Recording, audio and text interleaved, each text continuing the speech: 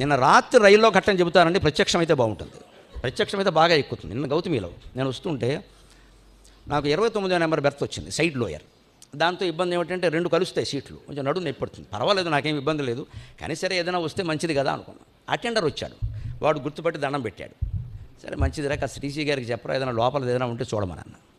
TC వచ్చాడు, వాళ్ళందరికీ తెలుసు. ఈయన మీరు ఎవరంటే మీ పేరు ఏమిటి అన్నాడు. నేనేం మాట్లాడకుండా గరికపాటి నరసింహరావు అన్నాను అని చెప్పి నేను నా పేరు ఏదండి చెప్పి ఆధార్ కార్డు కూడా చూపించాను. ఆయన ఒకసారి వీళ్ళందరూ దండాలు పెడుతుంటే ఎగాదిగా చూశాడు. తర్వాత మళ్ళీ వచ్చి వెనక్కి వచ్చాడండి, ప్రభావం చూడండి అలా వచ్చి, ఏమంటే మీకు ఏం కావాలి, ఆ లోపల లోయర్ అడిగారు కదా, ఇస్తాను కూర్చోండి అన్నాడు. ఎందుకంటే ఏదో మొత్తం మీద గొప్పవాడనే విషయం తెలిసి నేను ఎవరో ఆయన తెలియదు అలాగా అన్నాడు. తర్వాత విచిత్రంగానండి ఒక అరగంటకి నాకు బెర్త్ ఇచ్చాడు. తర్వాత వచ్చి ఎదురుగా కూర్చున్నాడు. మా అమ్మాయికి 26 ఏళ్ళు అండి, పెళ్ళి అవ్వట్లేదండి, భరణి నక్షత్రం. నమస్తే.